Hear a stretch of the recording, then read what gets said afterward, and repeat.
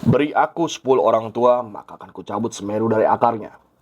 Beri aku 10 pemuda, maka akan kuguncangkan dunia. Salah satu ungkapan Bung Karno yang menurut saya sangat luar biasa sekali. Dan inilah cerita tentang Bung Karno.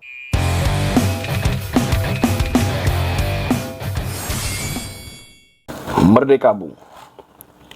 Merdeka merupakan salah satu salam bangsa kita, bisa dikatakan sebagai salam nasionalis yang mengimplementasikan bahwa bangsa kita bangsa yang berhasil merdeka karena melawan para penjajah. Spesial di bulan Bung Karno, bulan Juni ini, saya ingin membahas sekilas tentang Bung Karno. Pertama-tama, yang harus dijelaskan adalah kenapa dikatakan sebagai bulan Bung Karno. Di bulan Juni ini merupakan bulan yang spesial sekali untuk perkembangan bangsa kita. Teman-teman semua mungkin yang memiliki jiwa nasionalis akan tertarik dengan kisah-kisah dari Bung Karno. Coba kita flashback dulu. Pada tanggal 1 Juni 1945, Bung Karno menciptakan butir-butir Pancasila yang menjadi dasar negara kita untuk menyatukan kita dari Sabang sampai Merauke. Pada tanggal 6 Juni 1901, Bung Karno lahir di bumi Indonesia.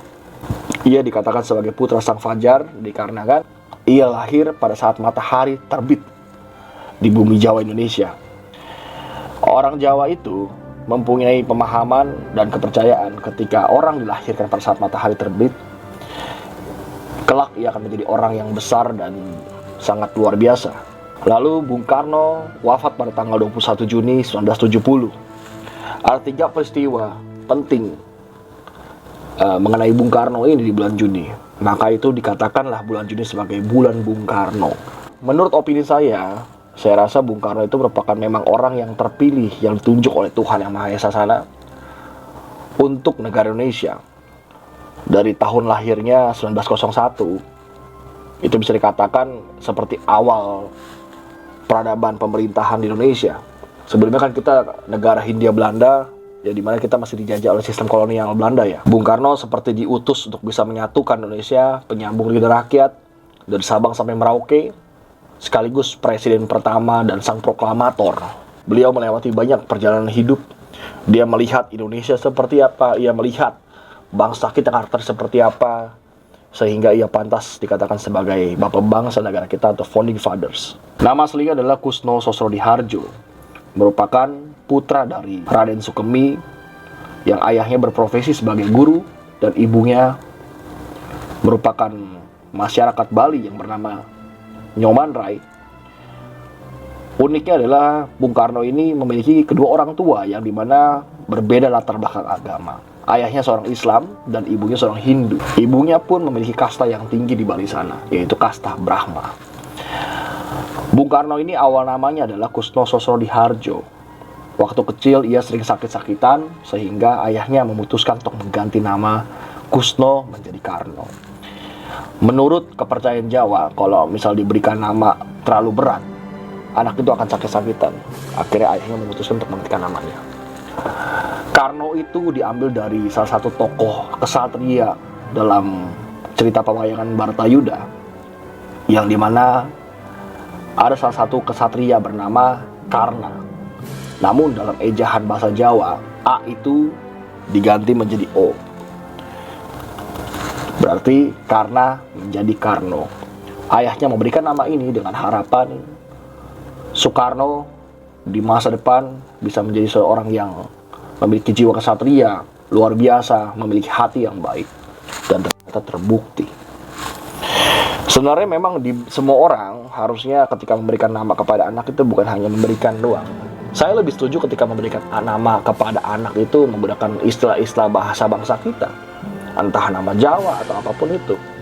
Jangan menggunakan bahasa-bahasa luar negeri mungkin, gaya Eropa, agar itu menjadi identitas bangsa dan menjadi identitas anak itu bahwa dia orang Indonesia. Saya yakin dalam setiap nama itu memiliki doa dan juga harapan-harapan dari kedua orang tua yang memberikan nama itu.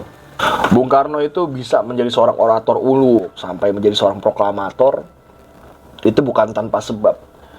Waktu kecil, sekitar usia 16 tahun di wilayah Surabaya, dan ia diasuh oleh orang yang sangat penting dan sangat berpengaruh di negeri ini, seorang pendiri Partai Sarekat Islam yang bernama Hosokroaminoto. Bung Karno itu sangat terinspirasi dengan Hosokroaminoto karena Hosokroaminoto ini sering berpidato, berorasi di depan masyarakat atau massa Sarekat Islam yang pada saat itu melawan sistem kolonial Hindia Belanda. Sehingga Bung Karno ketika di kamar, di tempat tidurnya, di rumahnya itu saat itu, ia sering melakukan orasi sendiri setiap malam. Dan ia suka menulis surat kabar mengenai tentang pemberitaan untuk melawan sistem kolonialisme. Dan beberapa tahun berlangsung kemudian, pada tahun 1927, Bung Karno mendirikan Partai PNI, disebut sebagai Partai Nasionalis Indonesia. Partai itu didirikan bukan untuk kebutuhan politik saja, tetapi melainkan untuk melawan sistem kolonialisme. Dan karena partai itu tersebut merupakan bentuk awal perlawanan yang sangat besar untuk bangsa Indonesia, Bung Karno sudah sering bolak-balik masuk penjara pada zaman pemerintahan Hindia Belanda tersebut. Salah satu pidato yang terkenal dari Bung Karno adalah pidato Indonesia Menggugat. Pada saat di Bandung, waktu Bung Karno berkuliah di Teknis Hogeschool School Bandung, yang sekarang menjadi nama ITB, Bung Karno itu pernah bertemu dengan sosok petani tua bernama Marhein. Di situ Bung Karno melakukan diskusi di tengah sawah. Pada saat itu Bung Karno membawa sepedanya, sering bertemu dengan masyarakat, mendengar isi hati masyarakat. Sosok petani Marhein ini merupakan sosok yang sangat menginspirasi Bung Karno untuk bisa menciptakan simbol perlawanan bangsa Indonesia dari sistem kolonialisme. Marhein ini dijadikan sebagai simbol perlawanan yang disebut sebagai Marheinisme, yang akhirnya menjadi logo banteng di Partai PNI yang ia bentuk.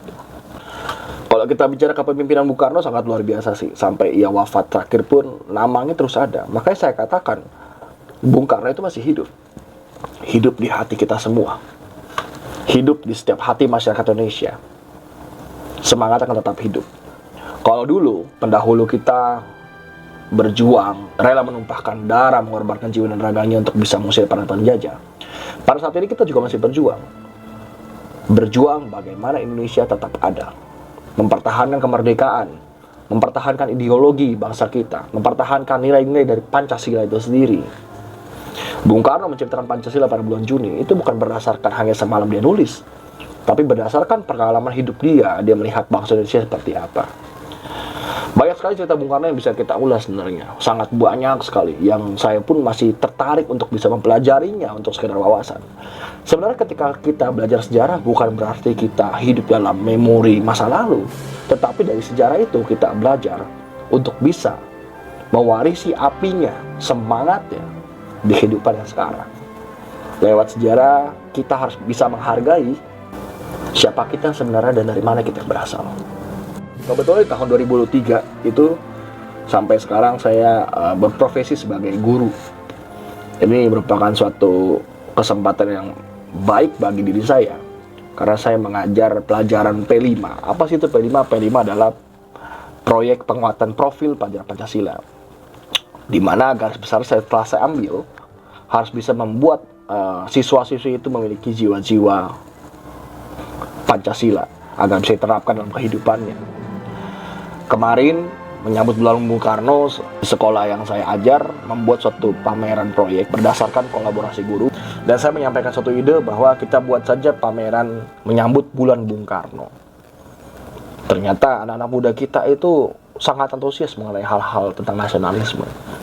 Tergantung bagaimana kita memwadahinya saja dan menyampaikannya. Indonesia ini sangat berterima kasih memiliki seseorang seperti Bung Karno. Walaupun beliau sudah tidak ada di bumi ini, beliau semangatnya tetap hidup di setiap hati masyarakat Indonesia. Jas merah, jangan sesekali melupakan sejarah. Salam hormat, salam nasionalisme. Merdeka.